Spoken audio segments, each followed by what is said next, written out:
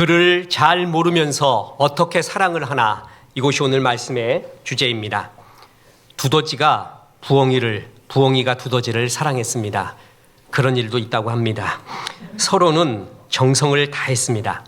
두더지는 부엉이를 위해 밤마다 땅속 깊은 곳까지 파고들어서 신선한 지렁이를 구해왔습니다. 부엉이는 두더지를 위해 하늘 높이 날아올라서 별자리를 외웠고 별들의 이름들을 따뜻한 목소리로 이야기해 주려 했습니다. 하지만 이 둘은 결국 헤어졌습니다. 두더지에게는 하늘이 너무 높고 낯설고 무서웠습니다. 반면 부엉이에게는 땅속이 너무 좁고 어두웠습니다. 사랑하지 않은 것이 아니었습니다. 문제는 서로가 진짜 무엇을 원하는지 몰랐다는 데 있습니다. 그저 자신이 줄 수 있는 방법으로 자기 방식으로 사랑했을 뿐 상대가 어떻게 사랑을 받고 싶은지는 끝내 묻지 않았습니다. 둘은 똑같이 말했습니다. 나는 정말 최선을 다했어. 두더지와 부엉이는 서로 최선을 다했지만 자기 방식대로 사랑했기 때문에 헤어지게 된 것입니다. 상대방에 대한 지식과 이해가 없는 최선은 굉장히 위험하게 됩니다.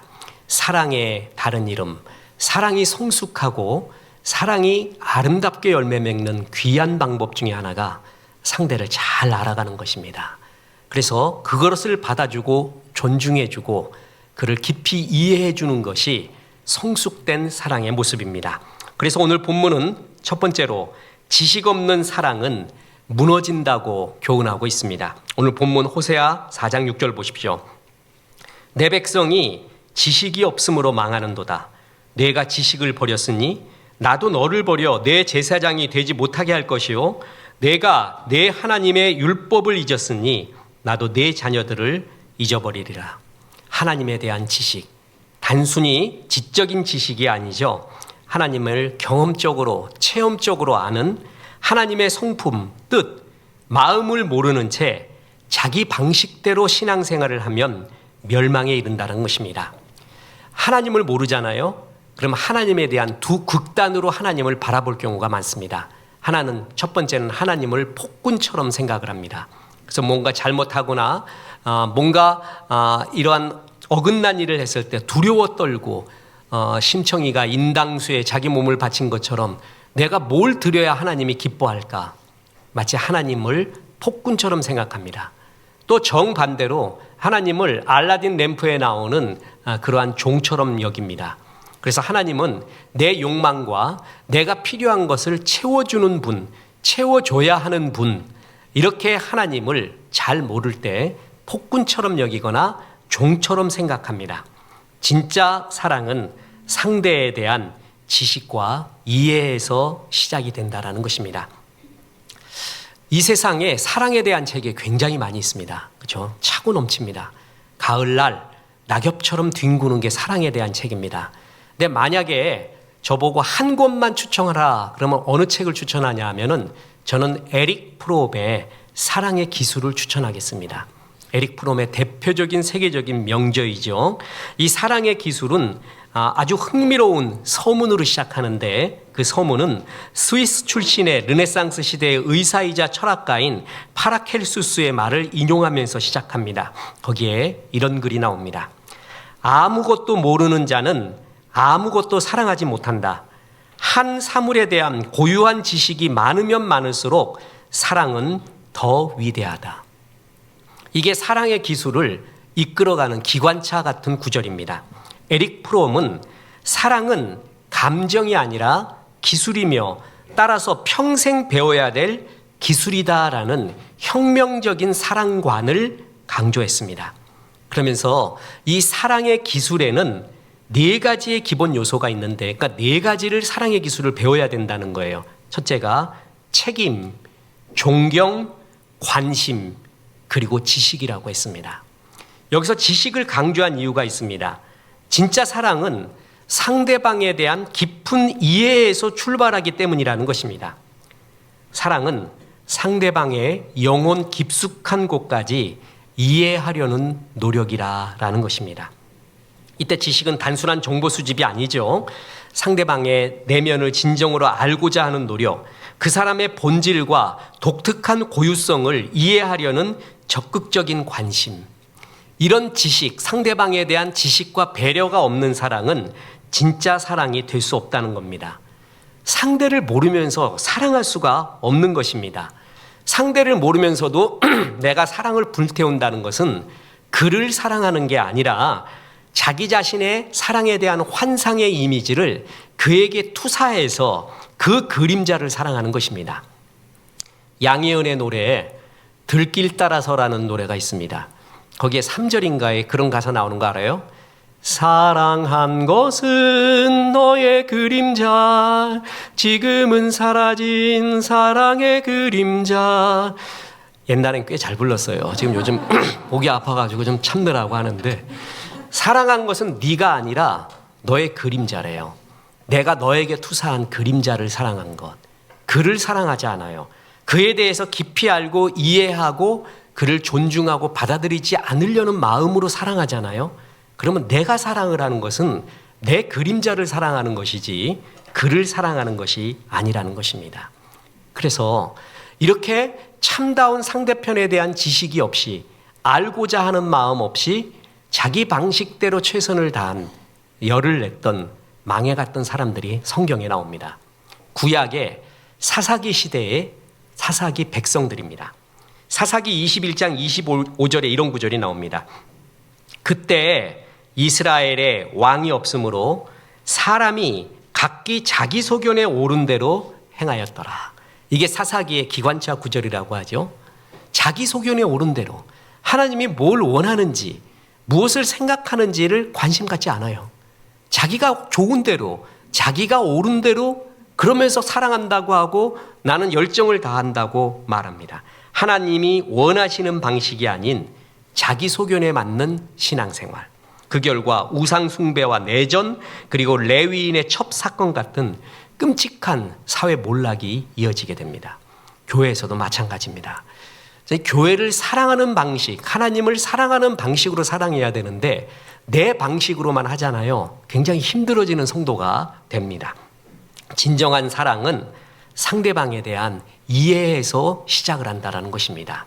그래서 오늘 본문 다시 보세요. 호세아 4장 6절에 보면 내 백성이 지식이 없으므로 망하는도다. 상대편에 대한 지식, 상대편에 대한 내면, 상대편에 대한 깊은 관심이 없이 자기 방식대로 살기에 망해가고 있다라는 말입니다. 나만의 기준으로 사랑을 강요하잖아요. 그럼 그것은 부담이 되고 나중에는 폭력이 됩니다. 제일 무서운 게 사랑의 폭력이라는 거 아니에요?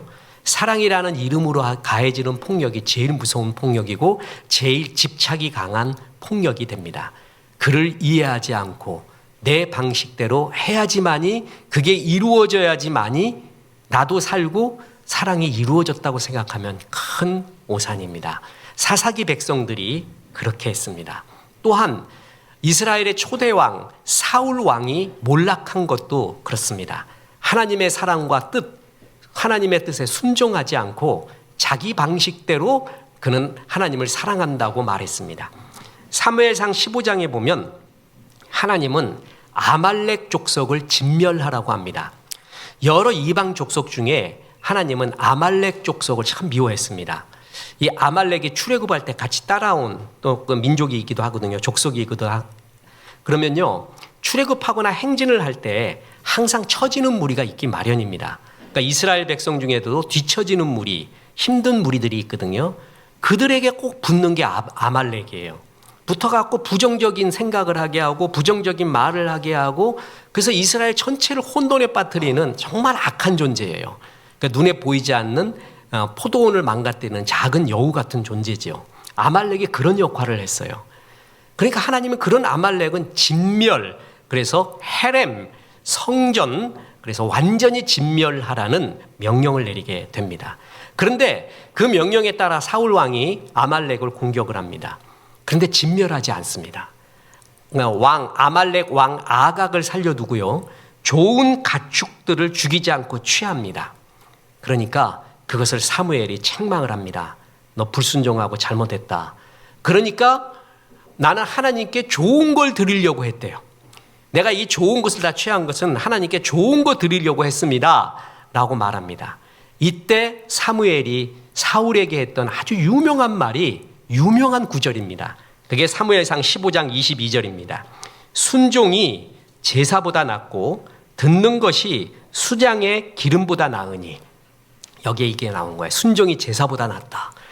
하나님 말씀에 순종하는 것이 이때 말하는 제사 그리고 수장의 기름, 하나님의 예배를 얼마나 좋아하세요? 예배하는 자를 찾는다고 했잖아요. 근데 그 제사를 원치 않는다는 그때 말하는 제사의 의미가 뭐냐면 내 방식대로 하려고 하는 열정을 의미해요. 그러니까 하나님 앞에 순종하는 것이 네가 네 방식대로 하나님 사랑하는 것보다 100배 낫고, 그리고 듣는 것이 하나님 말씀을 잘 듣고 거기에 순종하는 것이 네가 좋은 것을 드린다고 하는 수장의 기름보다 나은 것이다. 사울 왕은 사무엘로부터 큰 경고를 받습니다. 이 불순종 때문에 너는 망하리라. 왕위를 놓게 되리라. 자, 하나님의 방식대로 살아가는 것을 가리켜 순종이라고 합니다. 제일 신앙이 성숙한 사람이 바로 순종의 사람입니다. 오죽했으면은 예수님이 배웠다라는 유일한 구절인 그도 고난을 통해서 순종을 배웠다고 얘기하겠어요? 그만큼 순종을 좋아하는 거예요.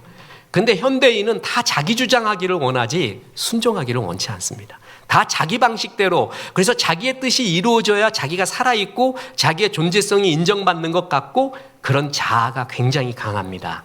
근데 그 자아가 죽고 주의 방식대로 주님의 마음처럼 주의 뜻처럼 순종하며 사는 것이 최고봉이라는 거예요. 신앙에서 최고 문제는 자아입니다. 자아가 제일 문제예요. 자아가 깨지는 때가 어느 때인 줄 아세요? 고난의 때예요. 그리고 성경 말씀을 깊이 아멘 하면서 받아들일 때예요. 그리고 너무 쉬운 게 있어요. 하나님 말씀 임하잖아요. 그러면 아멘 하는 거예요. 아멘. 아멘 하고 고백을 하잖아요. 그때 자아가 깨져요. 저는 목회 경험상 압니다. 참 자아 강한 사람이 말을 안 해요. 사랑합니다. 아멘. 할렐루야. 감사합니다. 말 안 해요. 죽어도 안 해. 죽어도.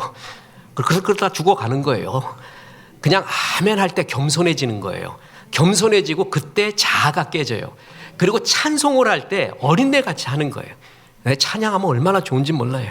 그냥 마음껏 하나님 앞에 다윗과 같이 어린애 같이 찬양하잖아요. 그때 자아가 죽는 거예요. 근데 이렇게 찬송도 안 해, 아멘도 안 해, 하나님 말씀도 깊이 안 드려, 신실한 예배도 안 드려. 그러니까 신앙생활 오래 해도 그 자아가 안 죽는 거예요. 그러다 보면 역사가 안 일어납니다. 하나님 앞에 듣는 것이, 순종하는 것이 제사보다 낫고 듣는 것이 수장의 기름보다 낫다. 그러면서 네 방식대로 신앙생활하지 말고 하나님이 원하는 하나님의 마음을 알아서 주의 뜻대로 순종하면서 신앙생활해라. 사울 왕이 그래서 몰락을 합니다. 그리고 신약에 와서 또 한 그룹이 있는데 하나님의 뜻을 잘 모르고 성경도 몰랐던 그룹이 하나 있습니다. 사두개인입니다. 신약에 오면은 이스라엘의 정체성을 잡고 있는 두 무리가 있는데 하나는 바리새인, 하나는 사두개인이에요.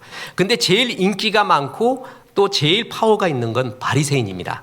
바리새인들은 하나님의 말씀을 붙잡았어요. 그래서 시나고그, 회당 같은 데 들어가서 이스라엘 백성들에게 하나님의 말씀을 전했지요.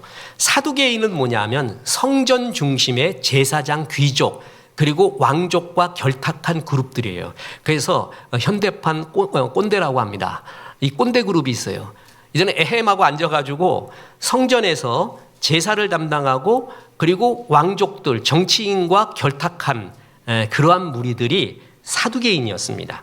이들이 부활을 반대했어요. 부활을 반대했는데 그 이유가 있습니다. 사두개인들은 창출, 레민, 신, 모세 5경만 성경이래요. 나머지는 별로 서브, 그냥 부속품이래요. 그런 게 어디 있어요? 모든 성경이 하나님 말씀인데. 그런데 창출, 레민, 신에는 부활에 대한 이야기가 거의 없더라는 거예요. 그래서 부활은 없다 이렇게 말하고요. 또 하나가 이 사두개인들이 당시 헬라 철학에 영향을 받았습니다. 헬라 철학은 내면의 세계가 없는 거예요. 영혼 불멸 이런 거 없습니다. 오직 현실만 있습니다. 그걸 받아들였어요. 또한 이들은 꼰대 그룹이라 그랬잖아요. 그러니까 현실이 변하는 걸 원치 않아요. 자기들의 이 기득권을 놓는 것을 원치를 않습니다. 그래서 부활이니 내세니 하면은 사람들이 그것에 대한 마음을 품어요. 그리고 현실보다는 신앙생활, 하나님 나라에 대한 생각을 더 많이 하고 하나님 나라 위에 헌신하고 이 현실보다는 그런 쪽으로 많이 갈까봐 자기들은 지금 이 현실이 너무 좋아요. 그래서 그걸 놓기가 싫어요. 그렇기 때문에 이 부활 사상, 부활에 대한 주의 말씀을 거부했습니다. 그러면서 내세운 게 뭐냐면 레위기 25장에 나오는 형사 취수법입니다. 이 형사 취수법이 뭐냐면 고대 근동 이스라엘과 고대 근동 지방에 일시적으로 허용한 법인데 형님이 죽으면 그 아내가 미망인이 되잖아요. 그 아내를 동생이 취하게 됩니다. 그리고 왜 그러냐면 지금 그랬다간 난리가 아니라 지금 그건 국가가 주는 밥 먹게 생겼어요. 그거는. 근데 그런 건 왜 그랬냐면은 그때 당시 미망인은 사회적 최고의 약자였습니다. 그러니까 경제적으로 사회적으로 보호를 받지 못했어요. 죽음을 의미했습니다. 그래서 그를 살리기 위해서 동생이 취하는 게 형사취수법, 그게 레위기 25장에도 나옵니다. 그래서 이 논리를 피는 거예요. 7 형제가 있었는데 형님이 죽어서 둘째가 이렇게 아내를 취했다. 둘째도 죽어서 셋째가 그 아내를 취했다. 셋째도 넷째도 다섯째도 다 죽었다. 그래갖고 7째가 취했다. 그래서 천국에 가서 부활을 했으면은 그 사람은 누구 아내냐 이거예요. 다 합법적인 아내인데 누구 아내가 되느냐? 이건 논리적으로 맞지 않느냐? 이렇게 논리를 폈습니다. 마치 타임머신이 있을 수 없다는 논리적 증거를 이렇게 말하죠. 자기가 과거로 돌아가서 자기 증조 고조 할아버지를 죽였대. 그러면 내가 지금 안 태어났는데 이게 말이 되느냐? 그래서 타임머신이 있을 수가 없다. 또 이런 논리를 피듯이 지금 사두개인이 그런 논리를 핀 거예요. 그래서 부활이란 있을 수 없다. 그랬더니 예수님이 하시는 말씀을 들어보십시오. 마태복음 22장 29절입니다. 예수께서 대답하여 이르시되 너희가 성경도 하나님의 능력도 알지 못하는 거로 오해하였도다. 무슨 얘기예요? 그날에는 천국 가서 부활해서 우리는 장가 가는 것도 시집 가는 것도 없다. 그렇게 말하면서 사두개인 너희 논리들은 성경도 모르고 하나님의 능력도 모른다. 이들은 몰랐던 겁니다.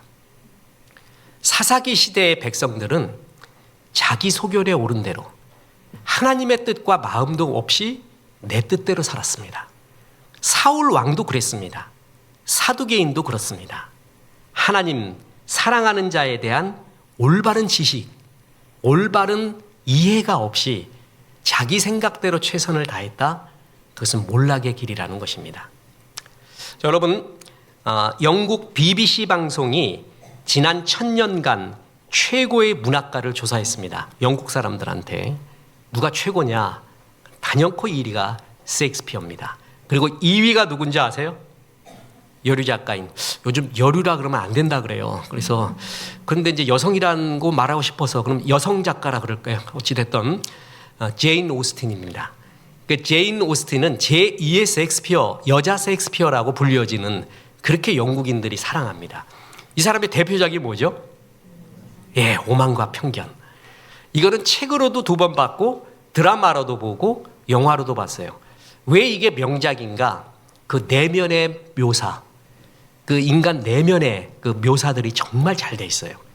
그 보바리 부인도 그렇거든요. 근데 정말 잘 돼 있어요. 그래서 그 이래서 명작이구나라는 걸 알 수가 있습니다. 이 오만과 편견은 여주인공인 엘리자벳이 자신에게 결혼을 요청해온 오만해 보이는 다시에게 편견을 해소하고 결혼에 이르는 과정을 그리고 있습니다. 이 다시가 귀족이에요. 이 다시가 뭐가 문제냐면요, 진실한데 다른 사람이 보기에 오만해 보여요. 이게 좀 어깨가 좀 들어가고 말하는 것도 그렇고요. 사랑에 대한 고백도 그렇고 미안하다는 말도 상대편이 듣기에 굉장히 오만해 보이는 거예요. 근데 이 사람은 오만해서가 아니라 그게 자기의 진실이었어요. 근데 상대편이 보기엔 되게 오만해 보이는 거예요. 처음에 엘리자베스 그 파티에 만나서 춤을 같이 추자 그러니까 안 춘대. 그게 자기에게는 진실하고 그 사람을 위하는 행동이기도 하거든요. 근데 보는 사람의 입장에서는 되게 오만해 보이는 거예요. 그래서 엘리자베스가 그 다시에 대한 편견을 가지게 됩니다. 저놈은 안 되는 놈이야. 오만한 놈이야. 자, 이 소설의 묘미는 두 사람의 내면을 이해해가면서 서로 변화해가는 과정, 그걸 그리고 있어요. 다시는 나중에 엘리자베스를 사랑하면서 자신의 오만함을 깨닫게 됩니다. 아, 내가 이거 진실한 것 같았지만 내가 하는 말 중에는 이런 게 오만하게 보일 수가 있겠구나. 이런 고백과 이런 설명 중에는 오만하게 보일 요소가 있구나라는 자신을 깨닫게 됩니다. 그리고 이 소설의 하이라이트가 다시가 엘리자베스에게 보낸 긴 편지예요. 그리고 그걸 전해준 하녀의 고백이거든요. 긴 편지를 받고 아, 다시가 이런 사람이 아니었구나 하는 걸 알아요. 너의 진실 알아내곤 난 그만 울어버렸네. 그게 거기서 나온 거예요. 그게 진짜 믿으면 안 돼요. 긴 편지 속에 다시가 엘리자벳을 향한 진실한 마음을 전해줘요. 그리고 하녀가 우리 주인 다시 정말 좋은 사람입니다. 당신이 어떻게 볼런지 몰라도 저런 다른 주인하고 다르게 정말 인격적으로 우리도 대해주고 이런 배려를 하고 이런 사람입니다 라고 얘기해줘요. 그때 엘리자베스가 아, 내가 다시에 대해서 잘못 봤구나. 그래서 서로를 깊이 이해하게 됩니다. 자, 그래서 오만과 편견이 거기서 깨지는 거예요. 오만은 자기 자신에 대한 지식이 부족할 때 나타납니다. 나의 이런 행동이 남한테 어떻게 비추어질까? 그거에 대한 자기 성찰이 없을 때, 반성이 없을 때 그때 오만함이 보입니다. 그리고 편견은 뭐냐면 상대편에 대한 지식이 부족한 거예요. 저 사람이 어떤 사람이라는 걸 모르는 거예요. 그러니까 오만과 편견은 전부 지식의 부족이에요. 나를 알지 못하고 상대편을 알지 못하는 거예요. 그러면서도 열정은 다해요. 최선을 다했다고 해요. 그 최선이 오히려 독이 되는 것이에요. 그래서 두 번째의 교훈이 그겁니다. 그를 깊이 알아가라라는 것입니다. 다시 호세아 4장 6절 보겠습니다. 내 백성이 지식이 없으므로 망하는도다. 하나님에 대한 참된 지식, 하나님이 어떤 분인가를 잘 모르면서 네가 네 마음대로 하나님을 상상하고 그리고 또 사랑한다고 말하고 그러면서 망해간다고까지 말했습니다. 그러면 그를 사랑하기 위해서는 그를 깊이 뭐라고요? 알아야 됩니다. 보십시오. 사단도 인간을 무너뜨리기 위해 그 민족과 개인을 연구합니다. 욥기 1장 7절 보세요. 여호와께서 사탄에게 이르시되 네가 어디서 왔느냐? 사탄이 여호와께 대답하여 이르되 땅을 두루 돌아 여기저기 다녀왔나이다. 이 친구가 땅을 두루 다니다가 여기까지 왔대요. 왜 두루 다녀요? 우는 사자와 같이 삼킬 자를 찾으려 두루 다니고 보고 있는 거예요. 어떤 놈을 먹어야 되는가? 어떤 사람한테 삼켜야 되는가? 물어야 되는가를 이 땅을 두루두루 연구하며 어떤 민족이 좋을까? 어떤 개인이 좋을까를 두루 찾고 다니고 있는 존재가 사탄이에요. 특히 결정적으로 에베소서 6장 11절 보십시오. 마귀의 간궤를 능히 대적하기 위하여 하나님의 전신갑주를 입으라. 간궤, 메소데이아스, 조직적이고 계획적인 술책을 의미합니다. 메소데이아스, 메소드가 여기서 나왔어요. 뭐냐면 그를 무너뜨리기 위해 메소데이아스, 간궤, 조직적이고 계획적으로 연구하며 술책을 부린다는 거예요. 그게 마귀의 역할이라는 거예요. 사단이 개인, 그 민족의 상태, 신앙의 틈, 지도자의 약점, 모든 것을 연구한다라는 의미입니다. 그러니까 마귀도 그를 넘어뜨리기 위하여 그를 연구해요. 그래갖고 그가 어떤 약점이 있고 무슨 말을 할 때 폭발을 하는가, 그걸 연구해서 그걸 건드린다라는 것입니다. 잘 안다는 것이죠. 아, 저 사람은 정욕을 못 참아. 다 보니까 정욕을 못 참아. 거기를 공격합니다. 저 사람은 욱하는 걸 못 참아. 그걸 공격합니다. 저 사람은 돈을 못 참아. 절대 돈에는 인색한 사람이야. 그걸 공격합니다. 연구합니다. 그 개인을. 그리고 민족을 연구합니다. 저 민족은 뭐가 최고 약점이야. 저걸 건드리면 민족 전체가 불나듯이 일어나. 그걸 연구합니다. 그게 간계예요. 메소데이아스. 조직적으로 치밀하게 계획하는 거예요. 그를 연구해서 아는 것이죠. 그래서 보십시오. 마귀는 예수님이 금식하신 후 허기진 순간을 노려 찾아옵니다. 정말 보니까 예수님은 빈틈이 없어요. 근데 40일 금식, 이제 빈틈 보일 것이다. 분명히 귀에서 이명이 날 것이다. 눈만 감으면 그냥 통닭이 보일 것이다. 이제 정신이 혼미할 수가 있다. 이때 찾아가는 거예요. 연구하는 거예요. 아담과 하와의 심리를 집요하게 파고들었고요. 유다의 욕심과 베드로의 두려움을 간파했습니다. 사울 왕의 자격지심을 연구했고요. 가인의 분노, 요셉의 형들의 시기심을 철저하게 연구해서 알아냈습니다. 이 사람들은 이렇게 해야 된다는 것을 알아낸 거예요. 1925년 일제는 총독부 산하에 조선사 편수회를 만듭니다.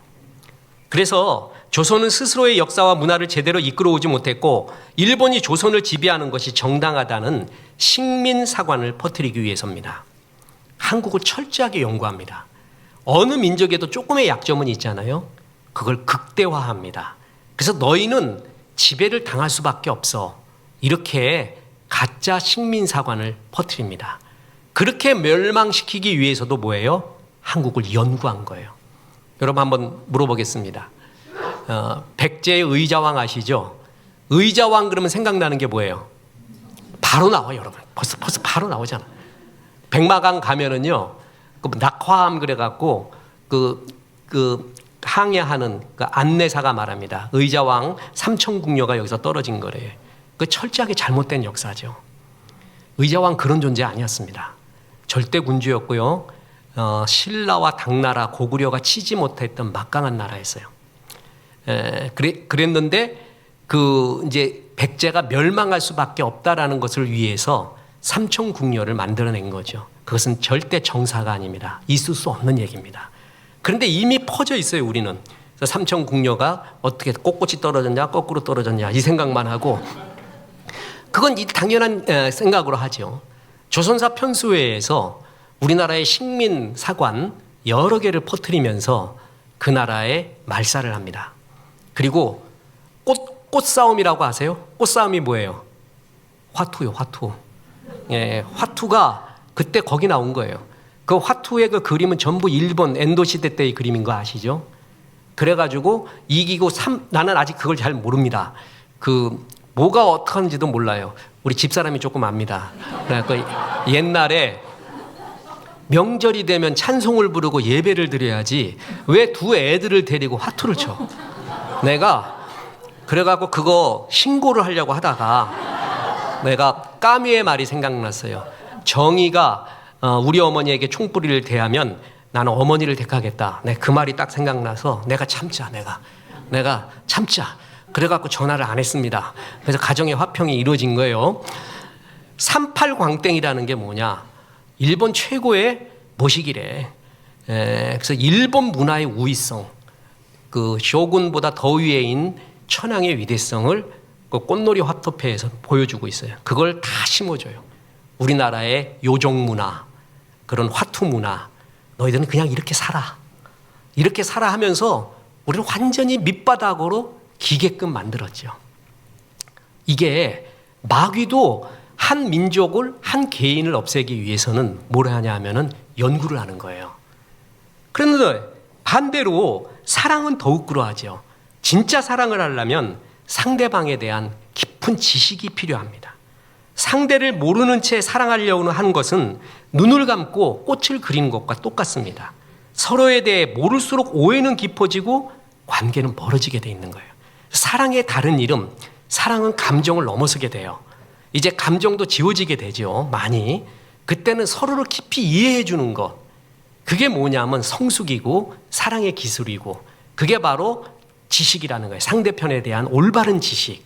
그걸 바탕으로 해야지만이 사랑이 성숙하고 깊어진다라는 것입니다. 그래서 하나님을 깊이 알아가야 됩니다. 자, 호세아서 6장 1, 2절 보세요. 오라, 우리가 여호와께로 돌아가자. 여호와께서 우리를 찌셨으나 도로 낫게 하실 것이요 우리를 치셨으나 싸매어 주실 것임이라. 여호와께서 이틀 후에 우리를 살리시며 셋째 날에 우리를 일으키시리니 우리가 그의 앞에서 살리라. 오라 우리가 여호와께로 돌아가자 이런 거예요. 돌아가자. 그래야 살 길이다 이거거든요. 자, 이게 호세아서 6장 1, 2절이에요. 자, 1, 2절 다음에 뭐라고요? 3절이 나오죠. 저는 어려운 거 안 묻는다 그랬어요. 자, 여호와께로 돌아가자. 그러면 어떻게 하는 것이 돌아가는 건가가 3절에 나옵니다. 보세요. 호세아서 6장 3절. 그러므로 우리가 여호와를 알자. 힘써 여호와를 알자. 그게 여호와께로 돌아가는 길이라는 거예요. 여호와를 진짜 알아라. 힘써, 그것도 그냥 알아는 게 아니라 뭐라고요? 힘써 알아라. 그러면서 호세아서 6장 6절에 나는 인애를 원하고 제사를 원하지 아니하며 번제보다 하나님을 아는 것을 원하노라. 하나님은 얼마나 제사를, 예배를 좋아하시는데 그 예배보다 이게 더 좋다라는 말은, 그때 예배는 우리가 지금 말하는 신령과 진정의 예배가 아니죠. 아까 사울왕이 말한 것처럼 순종이 제사보다 낫고 듣는 것이 수양의 기름보다 나은다는 것과 똑같은 구절이에요. 네가 네 방식대로 하나님이 원하는 게 아닌 너의 방식과 너의 최선대로 다하는 최선보다 하나님을 아는 것, 하나님이 뭘 생각하는가를 진짜 알아다오. 그게 진짜다. 그 여호와를 힘써 알아라. 나는 인애, 사랑을 원한다. 번제보다 하나님 아는 것을 더 원한다. 그 정도로 뭐냐 하면 여호와께로 돌아가라. 여호와를 힘써 알아라. 그리고 더욱더 알아라. 하나님을 깊이 알아서 그를 기쁘시게 해드리는 것. 그래서 사랑은 상대편에 대한 아주 올바른 내면의 깊은 지식, 깊은 알미 있어야 된다는 거예요. 어렵죠. 자기 자신도 모르는데. 근데 사랑이 깊다라는 것이 뭐냐면, 사랑이 참 편하다는 게 뭐냐면 서로가 서로를 잘 압니다. 그래서 참 편해요. 그리고 이건 건드리지 말아야지. 이거를 좋아하니까 이거를 해줘야지. 그게 사랑의 깊이고 사랑의 또 다른 설렘입니다. 하나님을 깊이 알아가야 됩니다. 그리고 나를 알아가야 됩니다. 내가 어떤 존재인가를 알아야 됩니다. 셰익스피어의 4대 비극이 있죠. 그 4대 비극의 주인공이 누구예요? 햄릿, 오셀로, 리오 왕, 맥베스. 이게 4대 비극에 나오는 주인공들이에요. 그런데 셰익스피어가 유명한 말합니다. 성격이 운명을 좌우한다. 이 4명은 그들의 성격대로 진짜 운명이 좌우가 됩니다. 하나같이 문제 있어요. 그 4명이 개인의 문제가 있는데 그 중에 오셀로가 있습니다. 오셀로는 뭐냐 하면 데스데모나를 진심으로 사랑했지만 그에게는 치명적인 결핍이 있었는데 2가지 지식이 없었습니다. 한 가지는 자기 자신에 대한 지식이 없었습니다. 또 하나는 상대방에 대한 지식이 없었습니다. 그는 질투심과 불안함, 쫓김 이런 게 많은 사람이었거든요. 오셀로가요. 그래서 자기 자신을 그걸 객관적으로 느끼고 알고 있으면 좋아요. 내가 말할 때나 행동할 때 내가 조금 질투심도 많고 불안하기도 하고 막 쫓기는 게 많지, 자기 자신을 인식하고 있잖아요. 그러면 상대편도 좀 이해해주고 그걸 여유 있게 말할 수가 있어요. 근데 내 자신이 그렇다라는 걸 알지를 못해요. 자기 자신을 제대로 보지를 못해요. 그러다 보니까 자기가 하는 건 옳아요. 그래서 상대편이 어떻게 느끼건 상관이 없는 거예요. 내가 참 질투심 있게 데스데모나를 바라보고 불안하게 바라보고 안달하면서 데스데모나를 바라보고 있어요. 상대편이 그걸 되게 불안해해요. 그렇게 바라보는 것을 자기는 인식하지 못해요. 그리고 상대편에 대한 무지예요. 데스데모나는 순결하고 정직한 여인이었어요. 근데 오셀로는 죽기까지 끝내야 그것을 제대로 알지 못합니다. 그녀의 진실한 눈빛보다 이간질하는 이아고의 거짓말에 귀가 더 팔랑거렸습니다. 요 근래에 알았는데 그 오셀로에 나오는 이간질 대표적인 게 이아고거든요. 그 이아고가 뭔지 아십니까? 에스파냐 이름인데 야콥의 에스파냐 이름이 이아고예요. 참 기가 막히죠? 셰익스피어가 이런 말을 쓴 게요. 야곱과 같이 거짓말. 그 이아고의 말을 데스데모나의 진실보다 더 믿습니다. 그 상대편도 모르고 자기도 모르는 거예요. 그래서 어떻게 되냐 하면 오셀로가 비극을 맞게 되는 것입니다. 결국 자기와 상대편도 모를 때 자기 생각만 하게 되고 오해하게 되고 상상하게 되고 그러면서 자기와 상대편을 다 몰락시키는 것입니다. 그래서 하나님을 깊이 알아야 됩니다. 그리고 자기 자신을 알아야 돼요. 그리고 상대방을 잘 알아야 돼요. 상대편을 이해하고 배려하려는 것이 최고의 사랑의 성숙이라는 것입니다. 상대편이 비성경적이에요. 그리고 비인격적이에요. 그런 건 받을 수가 없어요. 그런 건 받아줄 수는 없지만 그건 고쳐야 되는 거지만 비본질적인 것이 나하고 달라요. 그럴 때는 그걸 충분히 받아줘야 됩니다. 감자를 설탕에 찍어 먹건 소금에 찍어 먹건 마요네즈에 찍어 먹건 그거를 케찹을 꼭 뿌려 먹건 아무 상관이 없는 거예요. 근데 그거 갖고 당신 집안은 왜 그래부터 해갖고 집안 싸움이 나고 이건 실화였다고 말했죠. 그걸 비본질적인 것을 받아줘야 되는데 그걸 이해를 못하겠대 너는. 그게 문제인 거죠. 저는 동료 목사한테 배우는 것이 많습니다. 여러분 한번 퀴즈를 내드리겠습니다. 남자는 더위를 못 참아서 맨날 훌렁훌렁 벗고 있어요. 창문 맨날 열어야 돼요. 그러니까 아내는 추위를 못 참아서 맨날 닫아야 돼요. 그때 열어놔야 돼요? 닫아야 돼요? 여러분 생각에 뭐예요? 이건 심리학에서 나와요. 답이 닫아야 됩니다. 추위 타는 여자를 위해줘야 돼요. 이제 그런 이유가 있죠. 실제로 그렇습니다. 저희 동료 목사가 특수부대 출신이고요. 지금도 허벅지가 제 허리만 합니다. 눈매가 아주 살아있어요. 그래서 야, 니네 교회 깡패 들어오면 꼼짝도 못하겠다 그러면 자기 쳐다만 봐도 도망간대. 그래서 너 목사가 그런 눈빛 갖고 살면 안 돼. 온유한 눈빛이 돼야지. 그러니까 그건 그렇대. 그러면서 정말 체격도 좋고요. 더위를 못 참아 이 친구가.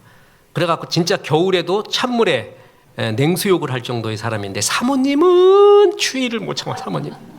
그래갖고 겨울에 두꺼운 이불을 여름에 두꺼운 이불에 긴팔을 입고 자야 돼요. 여러분 그러면 어떻게 자야 돼요 둘이? 어떻게 자면 답이에요? 네, 너무 답이 쉽네. 따로 자버려. 그 집은 그럴 수가 없나 봐요. 같이 자는데 그 두꺼운 걸 같이 덮는데요. 그래서 목사님은 안 덮고 사모님이 덮게 하고 그걸 갖고 자기는 이렇게 하고 그래. 그러면은 땀이 퍽 난대요. 이렇게 땀이. 그러면 아침에 샤워하고 그렇게 몇십 년을 살아왔대요. 그래서 야 홍길동 목사야, 너 진짜 목사다. 네가 부부싸움이나 이런 건 하지 마라. 모두 죄인 된다. 그러니까 그건 인도하지 말고 훌륭하다. 그는 정말 그 아내를 알아요. 이해해줘요. 그게 사랑이라는 것이죠. 상대편이 진짜 다시 말합니다. 비성경적이거나 비인격적인 요소가 아니면은 비본질적인 것은 다 받아주는 거예요. 그리고 그것을 이해해 주는 거예요. 그걸 갖고 토를 달면 안 되는 거예요.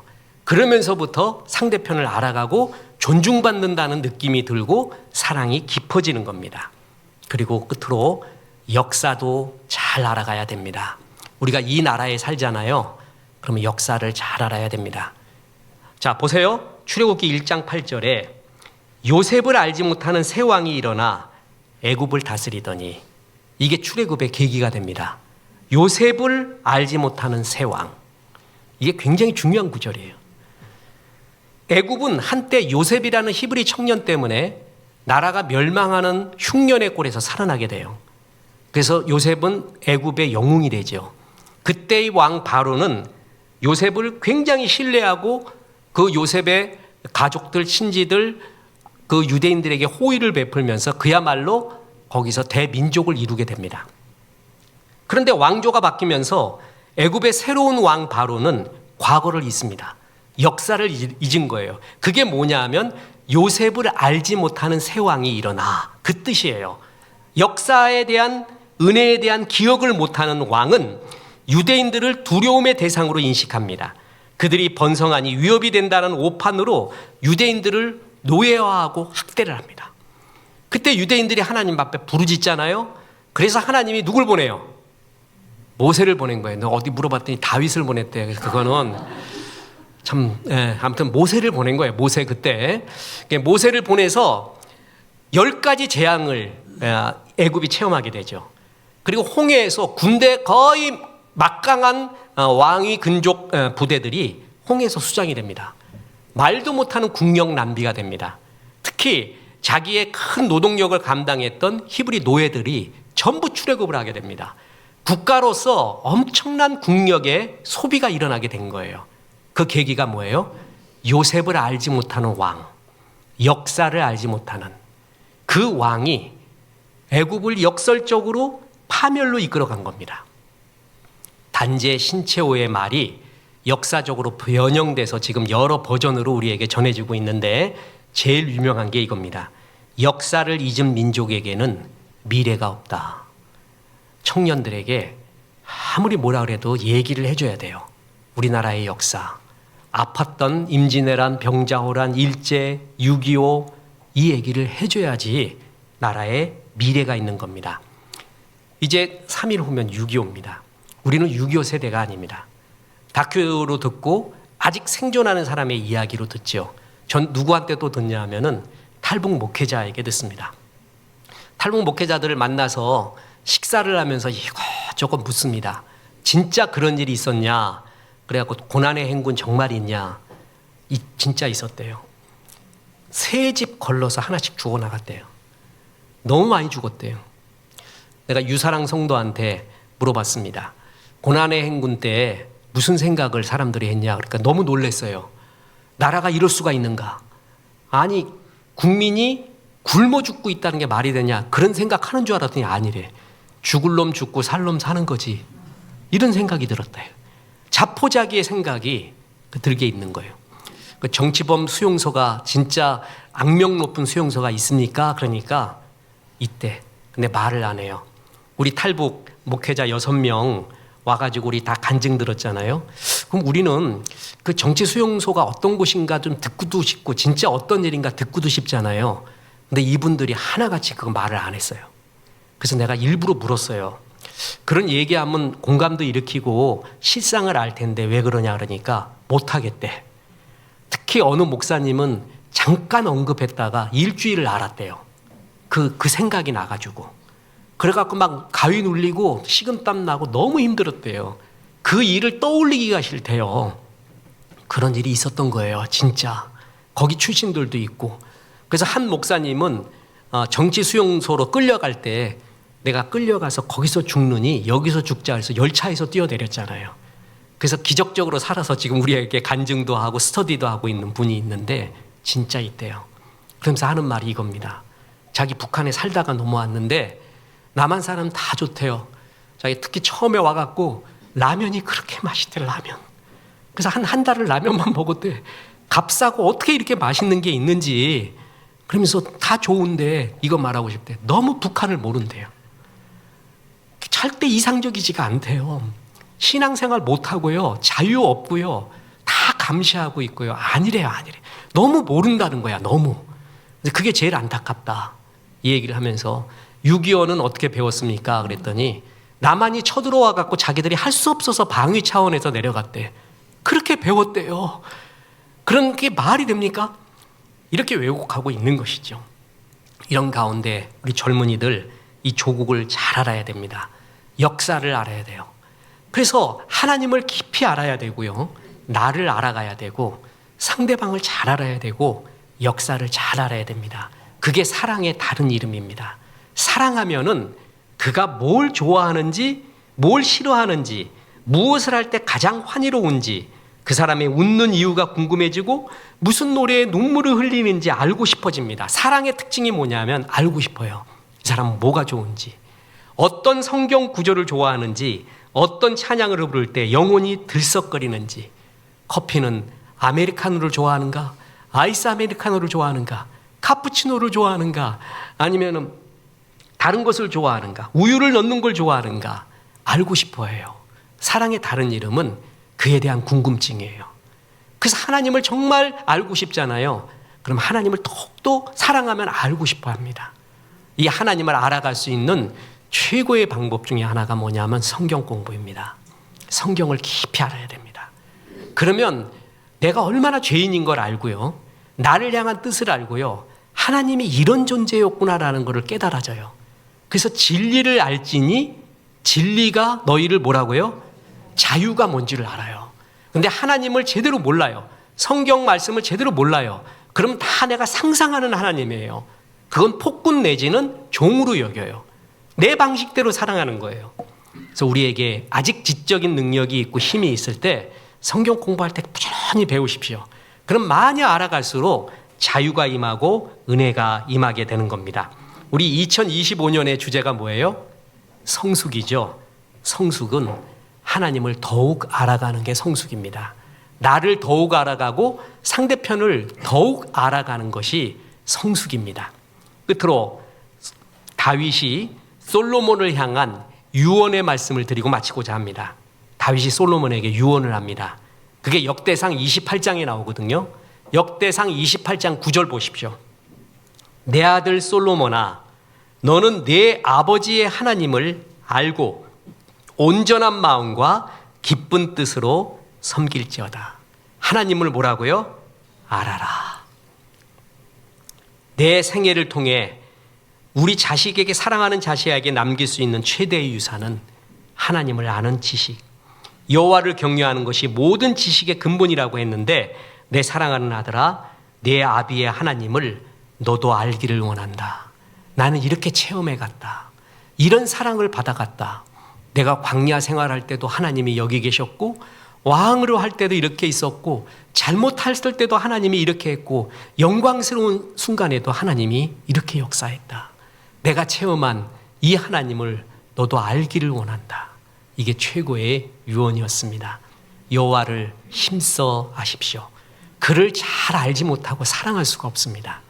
하나님을 잘 알아가시고 나를 잘 알아가십시오.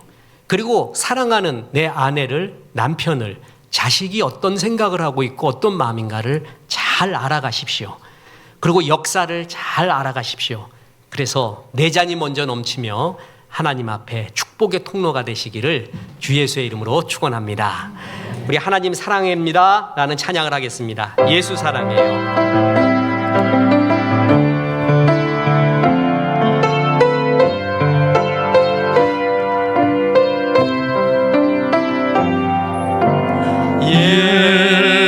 예수 사랑해요.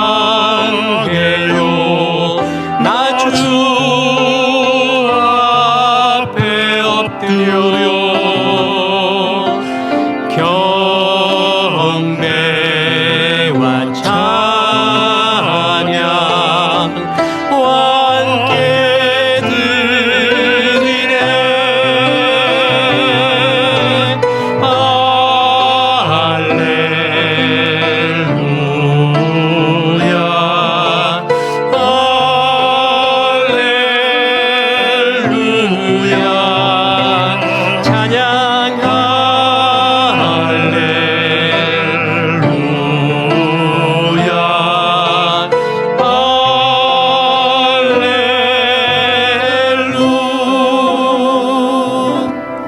이제는 우리 구주 예수 그리스도의 은혜와 하나님의 크신 사랑과 성령님 여호와를 힘써 더욱 알아가라 말씀하심이 이 말씀에 아멘한 성도들에게 함께 하셔서 이제부터 끝날까지 크신 영광 받으시옵기를 우리 구주 예수 그리스도 이름으로 축원하옵나이다. 아멘.